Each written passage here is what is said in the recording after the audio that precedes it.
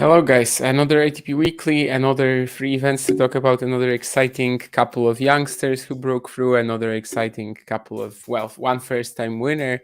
Mario, hello. How did you enjoy this week in Doha, Rio, and Los Cabos? Los Cabos, yeah, no, let's say plenty of storylines, from this week. Actually, from all the three tournaments, all of them had, something to really enjoy and talk about, and so yeah, it's going to be an interesting episode. This one, that's for sure. Yeah, let's of course start with the biggest one, Rio. We had people on the ground at multiple events this week, but in fact, when it comes to the sort of ATP side of things, we've only had Rio, of course, with John attending. But regardless of that, let's just talk about that. And Sebastian Baez getting his first ATP 500 title, his fifth overall, fourth on clay courts. Of course, the biggest title of his career, which I guess it doesn't really come as that much of a surprise. I mean, I don't know what you think about the Rio draw as a whole and how it went, but obviously it was like similar strength to a 250. I mean, very similar strength to Buenos Aires last year, especially after a certain player retired. And we're gonna talk Yeah, about that later. yeah, But yeah. yeah, maybe let's just start with Sebastian Baez, who obviously had an awesome week, only losing one set in the quarterfinals to Thiago Monteiro. Yeah, I usually say that for me, it's like Buenos Aires and Rio, an average. You make 250 and 500, and probably, it's more or less an average in terms of, of course, when you decide to go to South America, you usually go there to play at least two tournaments. And so, of course, Rio, which is the one which gives more point, and then Buenos Aires, so more or less, that's right. Yeah, of course, at some point of the week, Baez seemed to be, also considering that he also was the one who got also most titles among these guys who were there, especially on clay, showed to be able to get over the line quite a few times lately, and so he became, let's say, more or less the favorite. Yeah, he could have lost to Cerundolo, wouldn't be a shocking thing, but mm, let's say that it was for sure a big chance, and he's been very, very good in taking it. Yesterday, um, played played very, very well, very solid match. Also, of course, for Navone wasn't easy. The first finally was coming from the qualifying.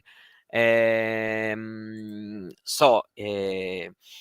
sure, Baez was also the favorite, in my opinion, going into the final. But his showing was really, really worth of the occasion. And indeed, how the match went, of course, speaks for himself. Baez, who is actually outside from let's say the top four, the player who won the most titles since the beginning of last season, which is still good, of course, because for tennis players, being able to get these kind of weeks lifting the trophies, it's for sure important. And it's also player who, with his young age, of course, he is a player. You see no reason for him to not keeping doing what he's doing in these kind of tournaments.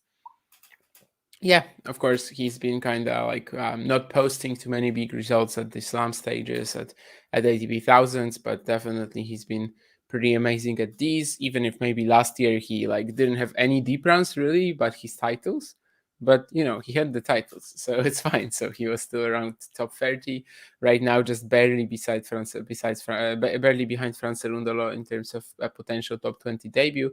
They're like defending, I think, a pretty similar amount of points as well over the next weeks. Yeah, So even if basically the thing is kind of the opposite. Cerundolo has, of course, he has the grass title, and then he is there because of two Masters quarterfinals, and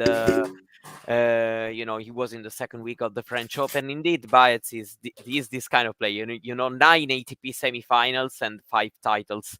So basically, he's a player that when he has his week, it's very, very, very difficult to beat. That's for sure. Yeah, last year I think I checked that during one of the watch-alongs this year, and last year he only had four ATP semifinals and converted them into three titles. Basically, only missing out in Santiago, which is coming up, obviously, and he has that semifinal to defend there. I kind of am surprised that he hasn't withdrawn yet, but who knows? Maybe it will come.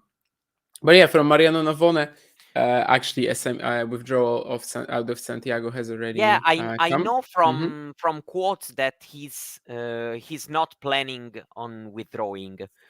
Then I Who? don't know if he bites. Baez. Then I don't know if he will do, maybe, if. But for now, the plan is to play. I believe that's stupid. But anyway, no, because well, Yeah, of course, that's a bit of a stretch. But like, I just think that he should, get a bit of rest and get more yeah, it's also, yeah, hardcore true. rhythm going for Indian Wells in Miami. But then again, you might be thinking about this like very economically, and well, he's got a better chance of securing more points, obviously, in Santiago than he knows Miami, probably. However, sort of just thinking ambitiously, I would probably try to get myself ready for the bigger events after winning such a title. I mean, 500 points.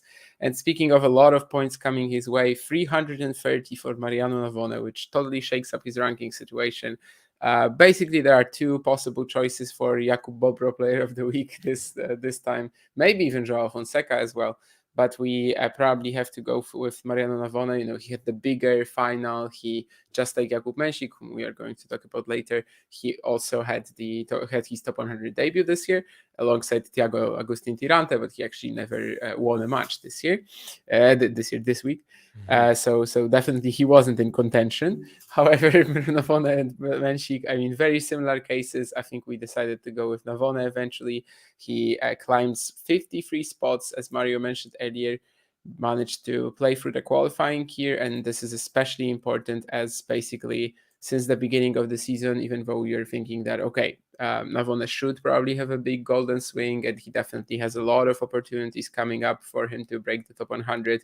The first two appearances were, I mean, definitely the way he got blown off the court by Darderi, it wasn't too thrilling, and neither really was the match against Carbaez Baena. It wasn't the Navone that won 5 titles last year and was basically unbeatable from June onwards on the Challenger Tour on clay. But he finally gets it done in Rio. A few impressive performances, a few moments when maybe the luck was also on his side, like the Nori injury in the semis. Then again, until injury and let's say physical issues, whatever it was. And basically, up until it's not like up until Nori started exhibiting signs of that, Navone was not holding up with him. I am slightly disappointed with the performance in the final, but he did run out of steam. I don't know if mentally or physically. I mean, the withdrawal from Santiago would suggest physically, but this is just going to get a lot of new opportunities opened up for Navone for sure. I mean, with this, he can basically play through the entire European clay season, ATP main draws, see what he does there. And after that, of course, he's going to have a lot of points to defend in the second half of the season. How he survives that's like a topic for another day. For now, it's just really important that he has managed to get himself into that position. And yeah, 330 points for him is absolutely massive, because that's like kind of what he got for the 5 challenger Yeah. titles last year. Like that's more or less similar points for 25 matches there and for 7 here. Yeah, let's say that after all his titles at challenger level last year, the top 100 debut wasn't never really, in my opinion, even a big storyline, in terms that he wouldn't somehow, with some wins here and there, even in Rio. He got to the top 100 right after winning his first round of the main draw. So right now it also feels a little bit old as a story, given that he then went on even to the final, of course. Yeah, showing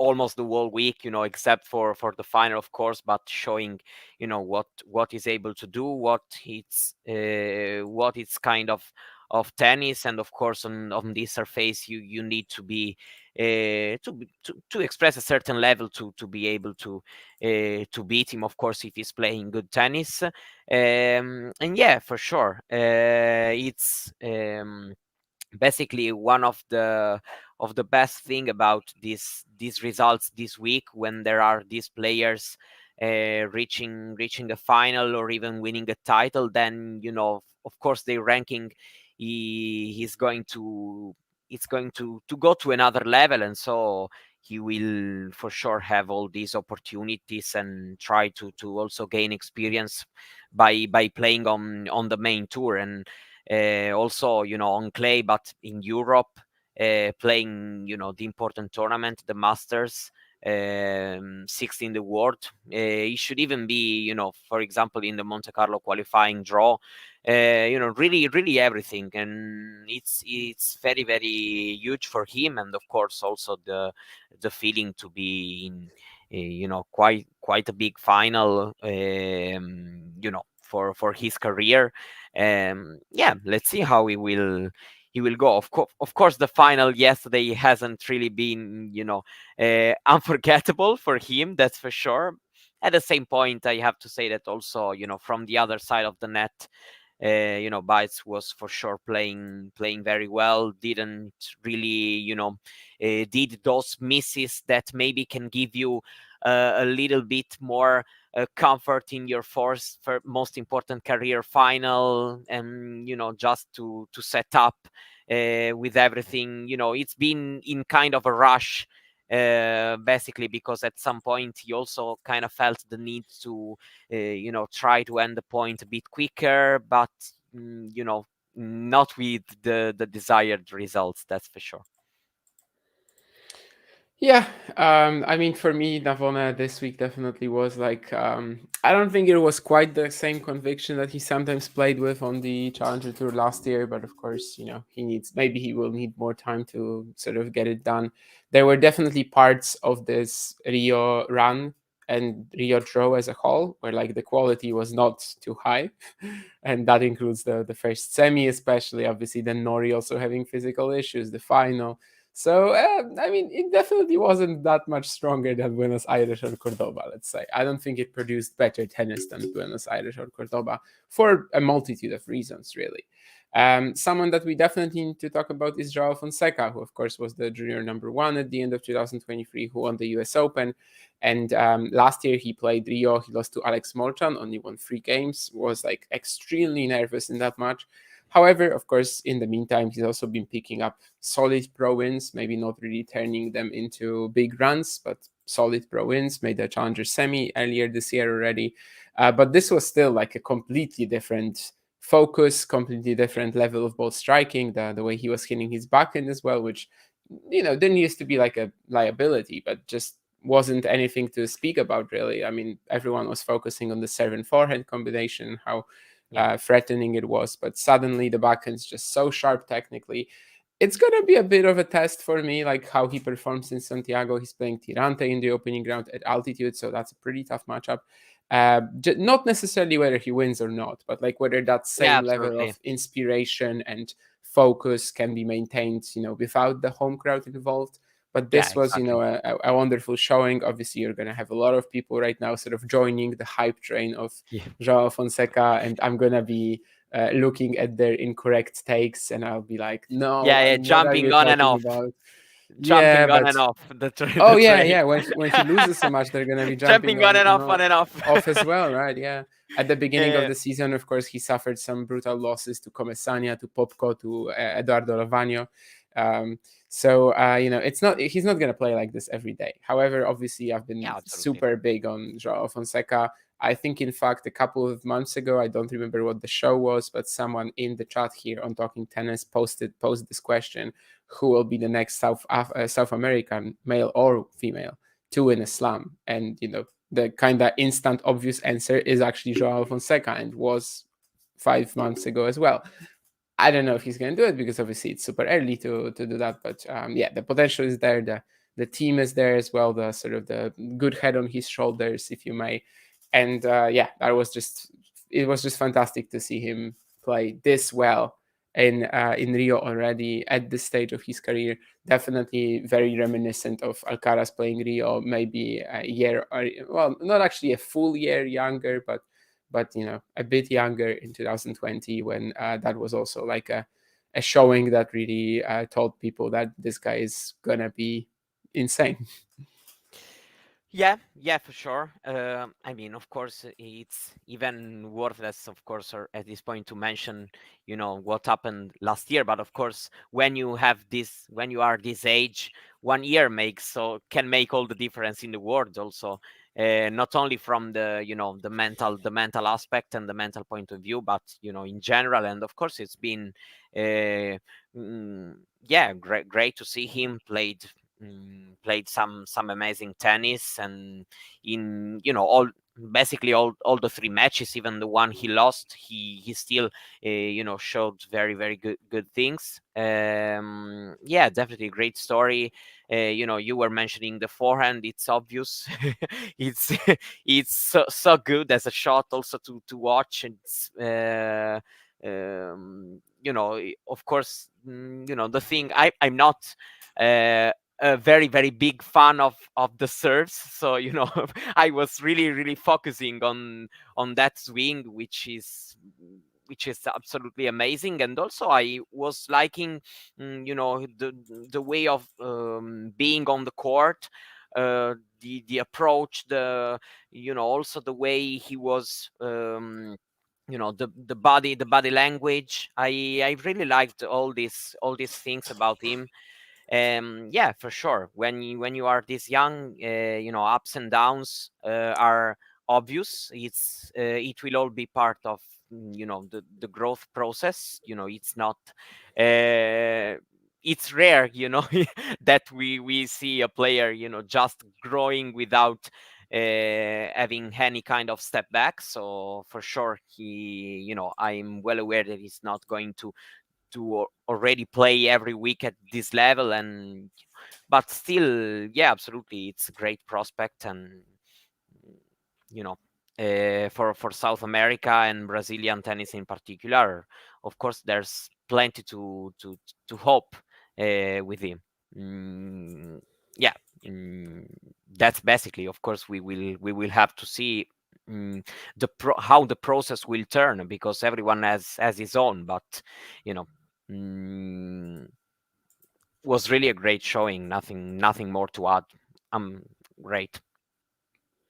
Yeah, and he's been, of course, using all of these spots that are basically allowed for younger players now. And by being in the top 350 of the rankings, he gets a lot more opportunities now as well, because of his junior success, because of being the number Yeah. one and winning a slam, he had the 8 spots in Challenger 50 and 75s. But now, when he's below 20 and sub 20, basically, and he is in the top 350, he also gets opportunities in bigger challengers, 100 and 125. So basically, Yeah. he can be playing challengers all year, even if his ranking didn't really warrant it. However, right now it actually does, because he is at 343. So, well, college is not looking that likely right now. No. If he does go there, then it's gonna be a Diana Schneider type of deal. In eventually, just like she did, Yeah. sort of go for half a year just for a semester play. But yeah, I would assume that's not happening really. Then again, Fonseca seems like the kind of guy who might actually try to pull this off, given, yeah, he's just very like take it step by step, and then that's amazing as well. It takes, I guess, a lot of confidence in your eventual ability to make it, to sort of be like that. But anyway, I think we should also talk about Carlos Alcaraz, who only played 2 games in this entire event, but he is in the title. So clearly, John wanted us to mention him, and probably we should. Carlos Alcaraz, if in case someone was like, yeah, living under a rock the last 7 days, he basically slipped on the third or second point against Thiago Monteiro, second, I think, even, Yeah, the and he rolled second. his ankle. He rolled his ankle. He was only able to play 2 games. He withdrew eventually from that event. However, of course, he at least it seems that he is on the right track to make Indian Wells anyway. And I guess, sort of for me, I know we were looking at Rio as a tournament which Alcaraz could potentially win and have like just grab a lot of confidence out of it, get back to his winning ways. Yeah. But as long as Indian Wells isn't impacted, that's perfectly fine. Like as long as Indian Wells Yeah, isn't absolutely. impacted, no harm done. However, if Indian Wells was going to, I don't know, either he was going to withdraw from that, or maybe because he has less time to prepare, he is not too sharp in the first or second round, or rather second or third round for him, and maybe he's not too sharp, then he loses. That's actually a big hit because that's one of his favorite courts in the world. Yeah, for sure. I think that basically it's the only storyline surrounding Alcaraz. mm, if he's going to to be fully okay already in Indian Wells or not, because of course the performance is not judgeable because it lasted 2 games and really 2 points. So yeah, for sure, could have been for sure a chance for him, but I mean, this was not going to change his life and his career regardless. So as you said, of course, the Sunshine Double will be for sure the two tournaments, Indian Wells and Miami, where he will be 100% tested in terms of where he is right now. And yeah, especially Indian Wells, as you said, because we saw last year that it's really a court he can you know should win more than once for the way he can play on that kind of court. So yeah, let's see, but I think that there's not really other kind of story, of course. Yeah, and let's also, before we head to Doha and Los Cabos, let's mention what we have on the screen right now. Of course, Andy Murray brought up a pretty viral tweet about this as well. Mario, should South America get 1,000? I think the two answers in the poll kind of don't really. Well, I wouldn't vote for either, but why I will say in a second. Mario, should South America get 1,000? And let's be realistic about it. Like, let's just not sort of live in a dream world of you get 1,000, you get 1,000, you get 1,000, because that's kind of what Andy Murray did later on when asked about it in his press conference. But like, realistically, Yeah. is it possible for South America? Let's, well, maybe is it possible is also not the right phrasing. Let's say, would it be right for 1,000 to be in South America, let's say next year? I mean, yeah, it depends from where we analyze, where we analyze things. For example, if I can just pick and choose whatever I want without considering, any aspects like I don't know, money and all this stuff, I would for sure, for example, cut a Masters from the United States, because I'm really tired of United States, supremacy in terms of organizing tennis. But uh, you know uh, No, that's the fantastic. I was just reading some tweets from Miles, which were like basically contradicting that exactly. Like he was just saying the opposite, basically. And I yeah, would he love was to have you saying he guys was on the saying show, that Indian Wells and debating. Miami was better than win French Open, but I won't comment on that. I I would won't love be to see it. caught. I just would love to see a debate between you two here. I won't be But caught by yeah, I mean, even in Italy, if you win the Rome Masters, you get more local sponsorships and viewership than if you win Indian Wells or Miami. So I guess that it will depend from where you live and from what kind of perspective you are assuming also. Whatever. Yeah, then I agree with you in saying that it's kind of living in more or less in a dream. Maybe it can be for example, I can even argue that it may be considered this swing in the future as a swing with two 500 events, maybe back to back, which can since there are other players who can also like play on clay, but maybe don't go to South America right now for 1,000 of reasons. So maybe that can be a more reasonable thing to happen. But 1,000, yeah, it's difficult, of course, and I don't think it can happen because of many things that are needed to organize a master event. Um, it's very difficult to think, considering also how for example, the tennis in Middle East is growing in terms of organizing events, and yeah, so I just agree with what what you hinted while doing me the question. Yeah, like for me, my I'll start with Miles, and I'll say that he very often either doesn't see or doesn't want to see that a lot of the answers to the questions he poses is simply "You're American." Like, why do you think you're encountering people that believe that like know Indian Wells Yeah, in Miami but don't know the French Open? You live in the effing United States. And that's basically what I want to say about that. However, when it comes to South America, yeah, I also tweeted about this midweek, and I don't think it's really possible in the current calendar slot just because, well, it would require scrapping a lot of the indoor stuff and the US events. So that's impossible. First of all, for also the ATP won't allow us to have something like this. So like January, the biggest events are played on hard courts. February on clay, then back to hard courts, like jumping around like this. Nor it should. Like I don't think it should be like this. So I think basically the only way would be to have that golden swing, let's say, post Indian Wells Miami. And I think in that scenario, with that pretty drastic rework in the calendar, and I know it maybe doesn't sound too drastic, but it's more drastic than most of what like the yeah, for ATP has sure. been going for the past 20 years or so. I mean, we really haven't had too many big major sort of major changes in the calendar.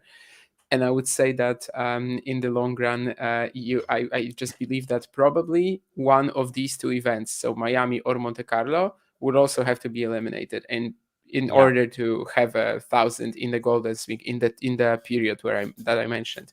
yeah, for I don't sure. know. I don't think this is going to happen. I personally would like to see it. I think, yeah, sort of just um, eliminating one of these pretty random European or American events that don't really mean that.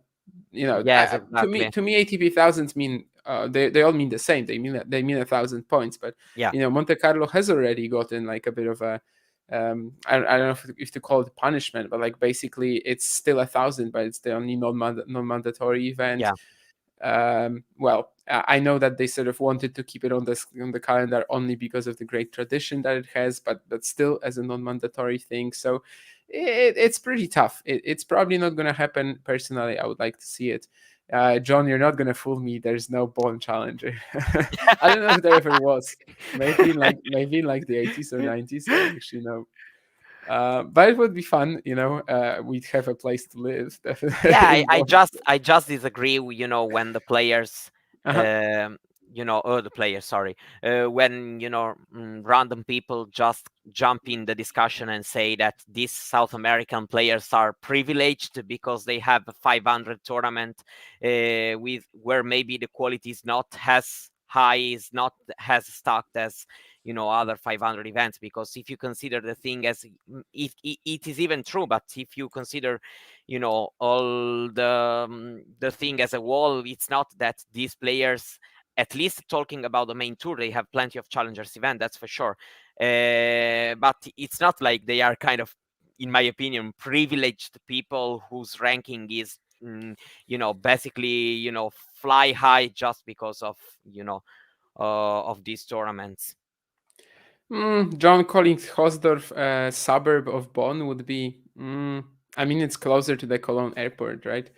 Anyway, yeah, I think Mario, but your mistake with the players, it actually brought up another thing that I wanted to touch on. That the players also wouldn't want it. All of these guys who like keep saying that, yeah, why do they get all that clay swing? Which is well, there are a lot of players like this on the main tour who say that the clay swing in February doesn't make sense. But yeah, I mean, if it's so easy to win there, just go there. I mean, literally, just go there and win if it's so easy, and they don't do that. So I guess in the long run, Yeah, I it's mean, kind of their fault. Musetti went 1-3 last year there, so you know. Yeah. And Mm. it wouldn't be bad preparation for Indian Wells either. So like that argument is also a little off the table in my opinion. Like if someone says that I'm not gonna go there because I want to Yeah, prepare for but Indian you know Wells, like what? you can I'm just actually saying, prep there. but don't be so annoying about everything, you know. It's basically just 1 month of tennis, you know, and it's not like you have not the opportunity to play there or anywhere else, you know, where you prefer the conditions. And so I really don't get it, you know.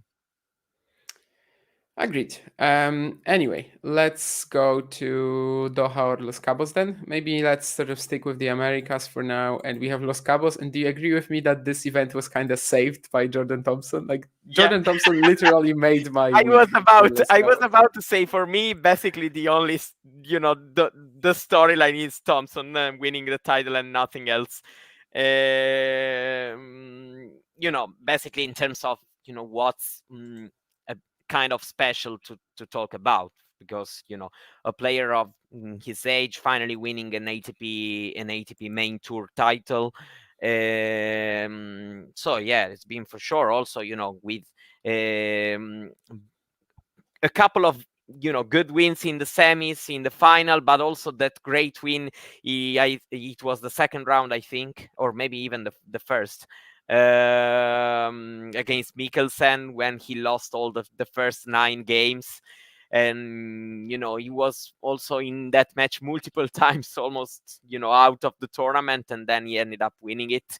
You know, great, one of the greatest expression of tennis, you know, in terms of how, you know, the scoreline is made and all this stuff. So it's really been a great story, and he also won the doubles event, playing, you know, all the 3 matches, the singles final and the double semi-final and final, all in the same, not even day but evening, because the singles final, which was the first match, started at 8 p.m.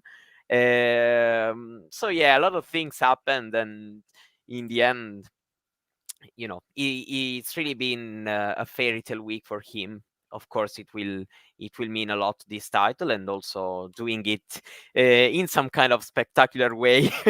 So yeah, it's been a good story from that tournament. Yeah, absolutely. I mean, as you mentioned, 3 hours, 40 minutes. I think we are all sort of waiting for that Jordan Thompson title because the progress he's made over the years has been insane. I mean, from a guy who's been like never really that much of a main tour force. I mean, he was always kind of, let's say, filtering the Asia, US, Australian challengers to stay in the top 100 and was doing that very well. I mean, he was definitely quite effective at that. But like that Yeah, was kind of his ceiling as a player. That's kind of what he thought.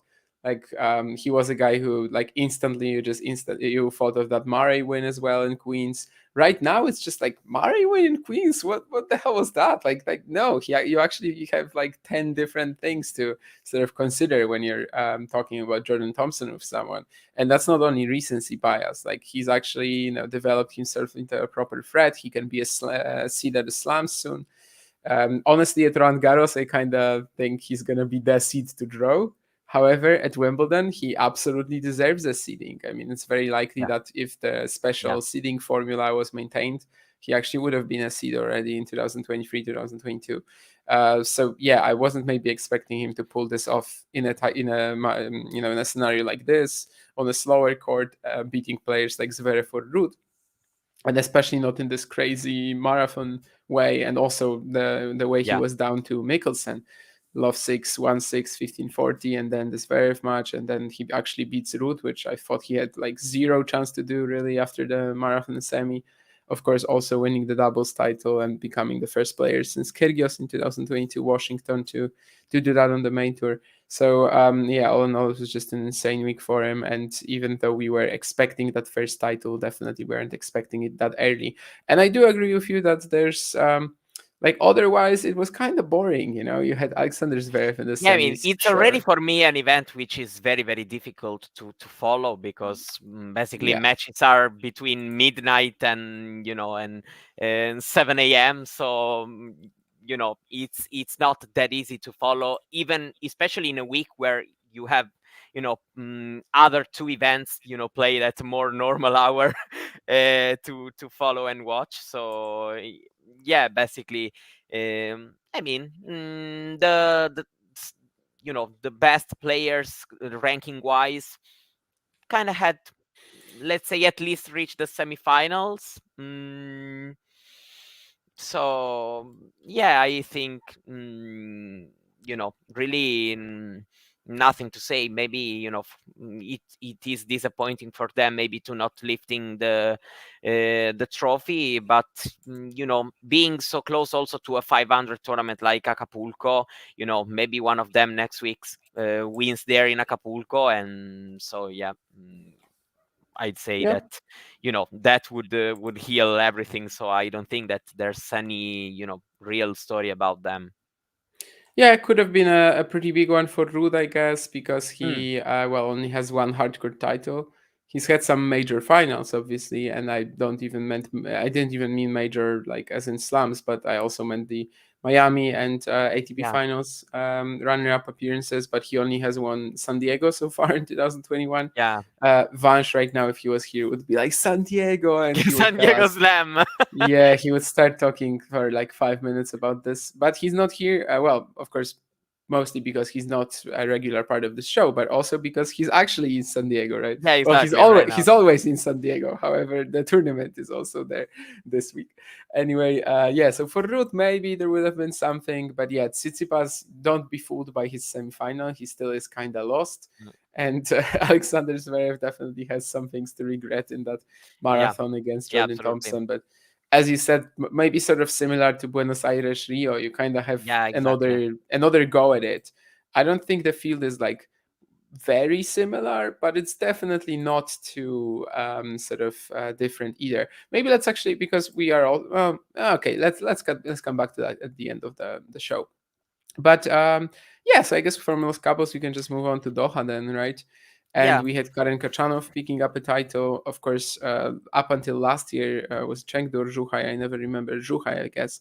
Up until Yes. Zhuhai, there was that big story because he didn't win a challenge. He didn't win a title since Hmm. 2018 Paris. Right now, he's got two of them, and I guess just like sort of in like typical Kachanov fashion, Yeah, he's yeah, been exactly. extremely solid this year. Like he's 9-3. He's only lost to Sinner, Rusevori, and Dimitrov. Dimitrov, he had major winning chances against. Rusevori, of course, has also maybe looks like the standout loss there, but he's also started the year pretty well. So, like Kachanov, this is really typical Karen Kachanov. You don't talk about him for the Yeah, whole week. Basically, the whole bottom half of the draw in Doha kind of gets ignored because of some yeah, major storylines in the top half that we're gonna cover soon. And then Karen Kachanov just wins the title, and he even does it without dropping a set. I guess the biggest sort of maybe headline being the two yeah. tie breaks that he had against Popyrin and Menchik. Yeah, absolutely. I mean, I was actually thinking about, a solid week for him. Um, yeah, winning all these matches that he should win on paper against this kind of player. He started doing even more regularly lately, and even in bigger tournaments, because he also got a couple of very good slam runs lately. There's been the injury last year that stopped him when he was back in the top 10 after the French Open. So then he had to drop off because he had that semi-final at the US Open that he hasn't been able to defend for kind of obvious reason, even if he was there. Um, so yeah, basically, that has stopped him to get an even higher and more solid ranking.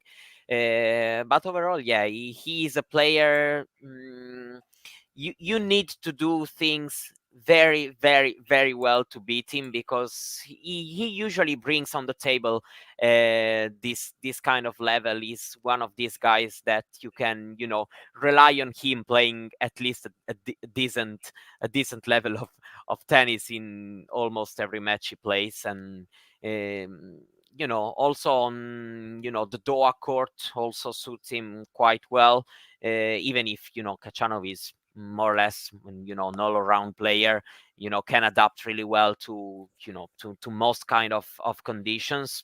But because, yeah, he is this kind of, yeah, solid player, both swings, from, even the forehand has become less and less erratic, even if, it's not maybe that spectacular. But yeah, he has this kind of game. Maybe he doesn't steal your sight, but he more or less always there. And especially since, reaching that US Open semifinal, he's getting this solid top 15 level.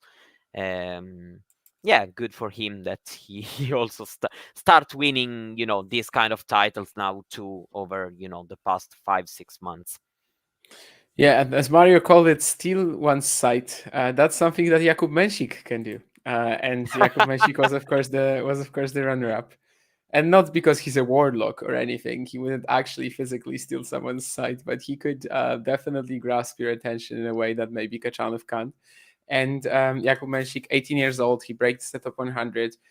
He jumps to 87, I think. I mean, basically, since the Australian Open, probably Menchik's top 100 debut seemed like absolutely imminent. I don't Yeah, think it was imminent at the beginning of last year. It was like a bit of a question how he was gonna keep going, but he comes back very just revived with new energy after the off season. He is basically fantastic ever since. Of course, he's had some setbacks as well because that's natural at his age. I don't know. He plays Hubert Hurkacz in the second round of the Australian Open. He's clearly there with the level, but just can't compete physically with him too much. That's also been something that, for the most part in his career, wasn't that strong. And here, he actually, like, in terms of the physical effort, that was insane. The match against Mari, 3 hours, 23 yeah, minutes, actually the longest match in Doha history, I think. And after that, he comes back to beat Rublev. Perhaps he sleepwalks through some return games. Perhaps he does it in the same way in the final.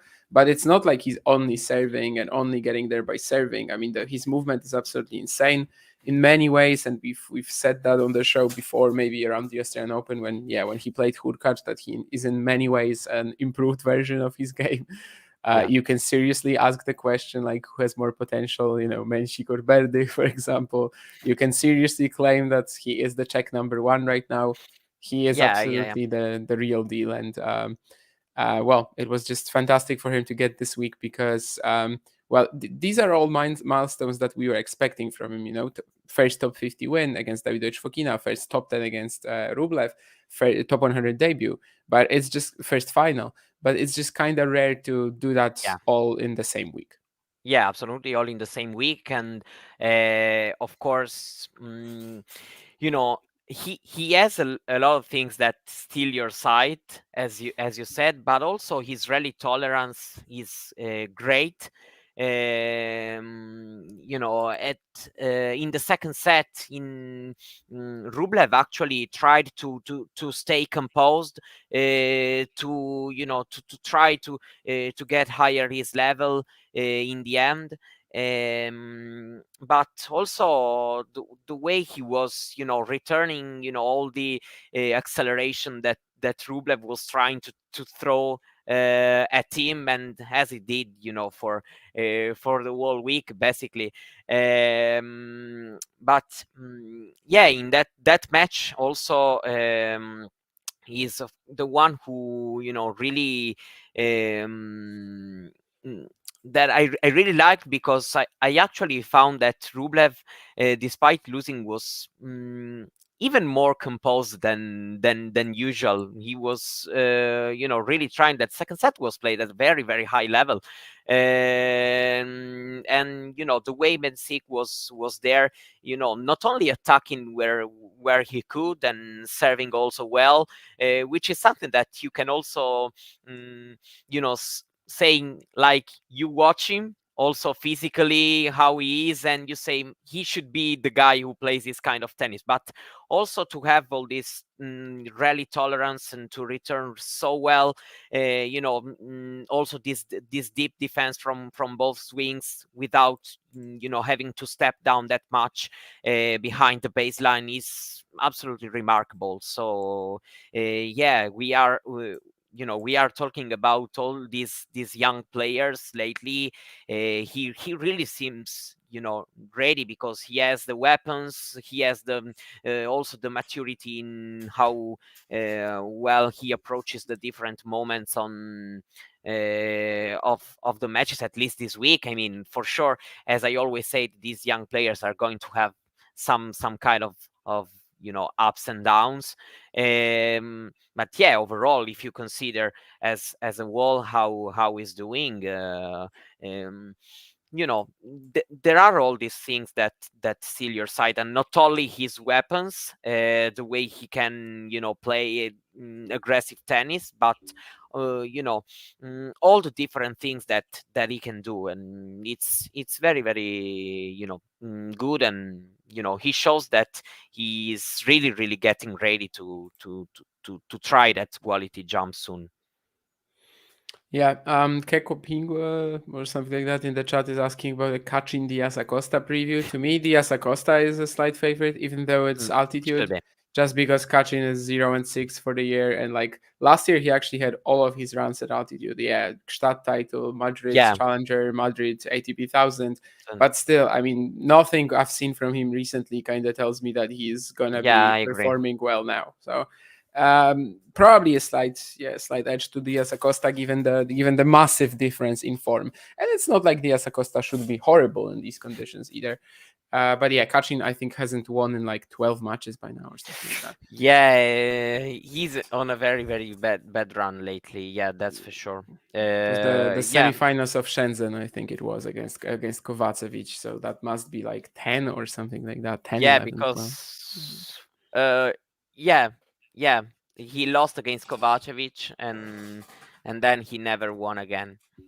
Well, So yeah, if he is going to win, this is a good event for him, right? yeah, for sure. But It's the perfect conditions, this altitude clade for him. That's for sure. But yeah, we know also that in tennis, usually also having good confidence, believing in your chances can play a role. Being in good form, and Diaz Acosta has all these things. So yeah, I agree with in saying that he looks like favorite. yeah, and when it comes to Doha, I guess we mentioned Manchik. Was there anything else really that we should be talking about? Uh, uh, uh. Let me. Yeah, I Right. mean, solid weeks from Popelin and Monfils, who were in the semis. But yeah, I also guess that for sure, the big story was of course Mensik, and then of course Kachanov winning the title, because it's of course very very important to lift the trophy in the end, though a trophy which is also in my opinion one of the best lookings. Hmm. It's nice to have him, you know. Sure, definitely nice to have it in your trophy cabinet.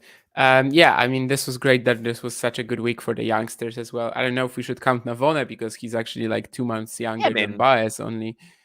So I don't know, but definitely the fresher, one of the fresher players, but still Menchik and Fonseca sort of just riding that wave for young tennis, and Menchik 18, Fonseca 17, both looking like absolutely incredible prospects, and well, long may it continue. And of course, Menchik is like more fully there already. We like kind of believe in him, just yeah, playing like this almost week in week out.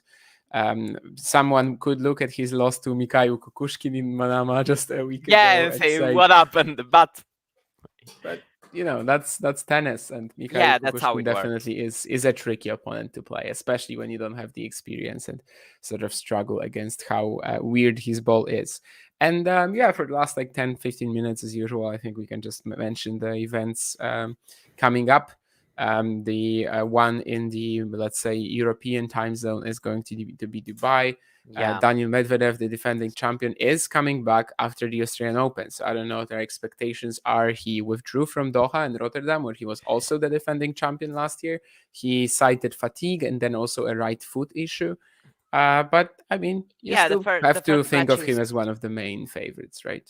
Yeah, I have big expectation. Honestly, I feel like the court should suit him very very well. Of course, the first matches, is tricky, coming, first match in a while, plays against Shevchenko, which is, a guy which strikes the ball really well, can be, tough if he's not ready right from the start. But I also feel like he should be able to do well. I am expecting him to play well, and let's see if this is the week where he finally will get, his second title in one same tournament.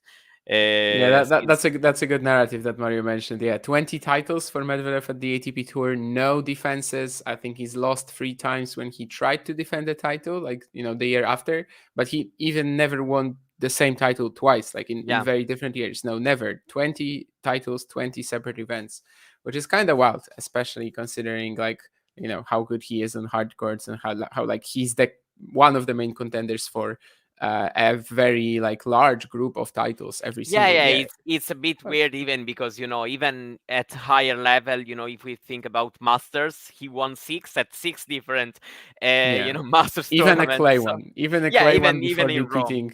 Yeah, and before actually the repeating one one of who his own has hard always courts. been kind of the closest ones to surprises and to player who really don't, let's say, enjoy playing on the clay. So yeah, it Yeah, was. maybe But I Indian mean, Wells this year then, right? Maybe to complete the yeah, hard court set. yeah, yeah, yeah. And of course, also, a title which is lacking actually since Rome. I mean, he's been having solid weeks, so having deep runs too, of course. But um, of course, for a players with that ranking, it lacks the feeling of getting a trophy in your hand, and especially after having lost, some finals. I feel he should be motivated as hell to try to get his hands again on the trophy here. Yeah, we've had some matches today as well. I think 7 first rounds. Tomorrow is the completion of the first round. Andrei Rublev played a very good match against Zhizhen Zhang. I think if he gets through Kazo in the second round, especially, like that's the problem round. But after that, he has a fantastic draw, and he's also the 2022 champion and also the 2023 runner-up. So obviously, he's been doing very well at this venue Yeah. as well. Hubert Hurkacz, the third seed, was almost out today, playing another free tiebreak match, which is absolutely insane. 8 tiebreaks in a row by now. He saves 2 match points against Yeah, Medvedev and one today. of them in let's say I that know. there was Yeah. there was a bit of luck, even if of course it's part of the game, that's for sure. Yeah. uh, The ball basically clipped the net. It kind of made it seem like Struff can't even make it there. Like he actually had to pull off a pretty good sprint. And I guess what kind of excuses Hurkacz is that he still needed to like pass yeah, yeah, him and needed to do it sort of in 2 shots. So it wasn't a dead net court specifically, but yeah, still he got aided by that on the point, especially as it was the one on return. Obviously, the one that was more important for yeah, Struff to clinch, as he was 6-4 in the third set tiebreak. But yeah, all in all, I mean, really, these seem to be like the more dangerous players. We've got some also interesting storylines with Menchik getting a special exempt after his Doha run. Probably not too much in terms of like expectations in regards to this week. Like any win would be a massive bonus already, but you don't really pass up on opportunities like this. I mean, he got it because he was still in Doha, of course, when the qualifying was played here. So it's still a fantastic opportunity for him. As usual in this part of the world, Abdullah Shelbayh had a wild card, but he actually withdrew. Retired against Talon Greeksport today. And I guess that's kind of it. I mean, Sumit Nagar is also making an yeah, appearance, which for some of the in the Indian night following, session, which we. Hmm? in the night session tomorrow. Tomorrow, yeah, last match actually against Lorenzo Sonego. Yes, you're right. For some of our Indian following, which I think we should have Mm. some Indian following, given we had a full-on dedicated video for Sumit Nagal when he played at the Australian Open. That's definitely quite important, and I think other than the Australian Open, he hasn't really played an ATP Tour event in a while. Well, probably Pune last year. So it's definitely quite big for him, having broken the top 100 this year, this month even, in fact. And let's go to Acapulco then. As Yeah, I was is just this very starting. similar to Los Cabos? What's like the major differences? I guess there's plenty, right? Yeah, of course. I mean, there is another, you know, top 10 player and more, which is Rune, but also, for example, the American players. Of course, Fritz, Tommy Paul, who's playing well lately and was also finalist last year.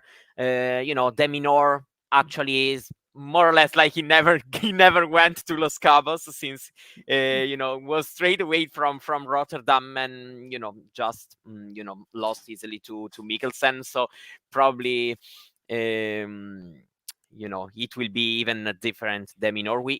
He is actually defending the title here.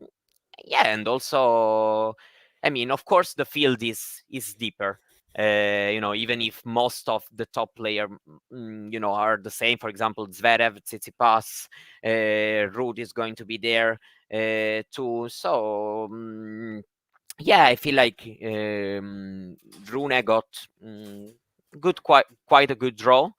The top half, I feel like, presents more dangerous players here and there. Will be interesting, of course. It's these two 500 tournaments are always very stacked, and this one in Acapulco also is very much liked from most of from some of the top players. Let's see. There are a lot of first rounds also, which can be very interesting. Tsitsipas faces Safiulin in the first match. Yeah, there are all these clashes. It's going to be an interesting week, that's for sure. Yeah, Holger Rune, first event since teaming up with Patrick Mm. Muratoglu again. That's definitely going to be Oh quite yeah, exciting. And as you said, Fritz Tiafoe. Well, Tiafoe, I don't know if he's going to be a major factor in this event, given how he's been playing recently. But like Paul, Tiafoe, Fritz, yeah, these are major changes compared to Los Cabos. yeah, So it absolutely. is stronger. Some of the sections, like it's still kind of wild for me to see, for example, Felix playing Tsitsipas in the second round. I know Felix is like, without the Basel Yeah. title, he would be around, like, let's say top 50, but still, seeing him unseated in events like this, I'm not used to it really. Yes, Given for a lot of 2023, he was just like, yeah, staying high in the rankings. Draper playing Paul again, that's definitely an exciting one yeah. as well. Shelton is unseeded player. He would have been seed Yeah. number 4 in Dubai, for example. Yeah, Dubai So this year really did not get the depth. Like Dubai doesn't look too bad. It doesn't really look too bad for them because of the high seeds. They still have Medvedev, Rublev, Hurkacz. But in terms of the actual depth of the, let's say, seeds at least, Dubai kind of loses the battle to Acapulco this year. Well, Dubai obviously being, well, actually Acapulco plays pretty well too, but like Dubai is obviously further away from the States where all of these players essentially will be yeah, going absolutely. right after. And well, the conditions, well, it's also pretty slow, so I guess it's not that dissimilar to Indermos. Definitely Dubai is the one that has more contrast to Indermos anyway. So yeah, there are a lot of basically there are a lot of let's say positives in playing choosing Acapulco Yeah, right there now. there are quite stacked, parts of this draw. For example, Shelton Evans, the winners, plays Yeah, against Arnaldi Fritz. So maybe we can that's the have best this one, right? American, Yeah, derby, let's say, in the yeah, second round. But even the Derby. other two Mhm. player are, of course, capable of giving entertaining matches, and there are also other good rounds. For example, the third match this year between Draper and Paul. We are in Zverev's quarter, so yeah, it's going to be an interesting tournament. Yeah, and the last one, of course, the ATP 250 in Santiago. It's not quite like Rio. It's not quite like Buenos Aires. Definitely, there are some changes, although for the most part, it's still the same players. It's just that some of the seeds, some of the high ranked players have gone away. Definitely a lot of pressure on Nicolas Jarry, who's defending the title. We already Yeah, know because some matches have been played. Well, two matches have already been played in the major that he's going to play Federico Coria in the second round. Jarry is defending the title. I mentioned that much earlier, but Tirante Fonseca looks pretty insane to me as well in terms of just, yeah, a lot of question marks regarding both players. Where like if Tirante is to perform on the main tour, it has to be events like this. It has to be altitude. Whereas Fonseca, of course, anytime he plays now, it's going to be so exciting. I actually remember sort of tweeting that, or maybe saying somewhere at the beginning of the season about challengers, because I wasn't really expecting him to make such a huge ranking jump already. But just saying that the fact that we're gonna get him on the Challenger Tour so many times is just so exciting, and I literally watch every match of his. And now we can also do it on the main tour, at least for some time. But I think after the Rio performance, he will be getting more wildcards at some events this Yeah, year. absolutely.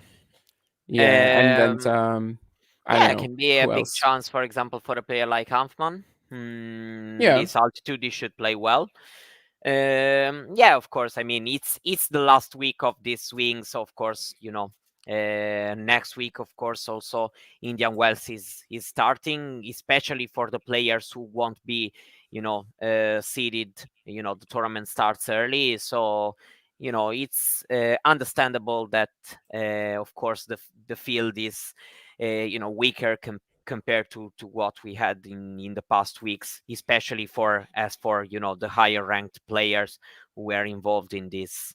But even if you think about the potential, let's say presence of top 10 players in the swing, they will go to Buenos Aires and Rio, but it's difficult to see them here.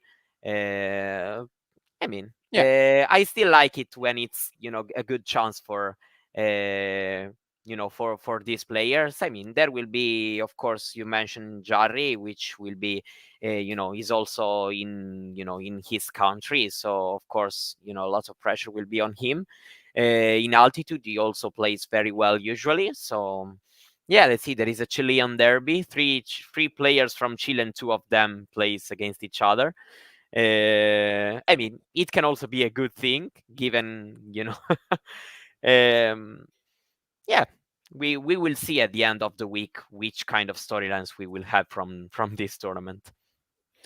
Yeah, and as John mentions in the chat, Juan Ignacio, the major Iga Świątek fan, is actually taking a bit of a WTA Tour detox this week, and he's going to be on the ground for us in Santiago. I remember him tweeting something interesting that Garin hasn't been lucky with his draws in Santiago, and I was just thinking about that because like Barrios Vera is literally the best draw you can get really in this event. Well, maybe Passaro, given he wasn't really fit, but anyway, that of course is neither here nor there. But yeah, I was just thinking about that all Chilean section. Hanfman, of course, is a very fair shout. Darderi, maybe, with that 220 kilometers serve as well. He's situated next to him. That could be a phenomenal matchup. Then again, Yeah. he's playing Bagnis right away, who I think is also usually extremely good on altitude. In fact, has been the finalist of this event in 2021. But yeah, Arthur Fils, can he save his golden swing? I think that's Yeah, also yeah, one of the exactly. major matches. Yeah, I don't know if he can. I mean, Sabov second round, and we might be looking at a 0-3 for Arthur Fils. But Yeah, well, it just shows that it's not that easy to play here. That's for sure.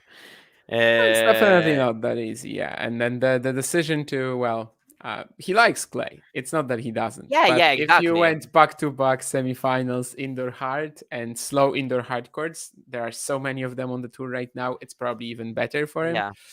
It's a weird decision, but anyway, he learned from this. Yeah, I He'll mean, it won't be recover. the end of the world, that's for sure. Probably not. Probably not. Indian Wells could suit him as well. We'll see.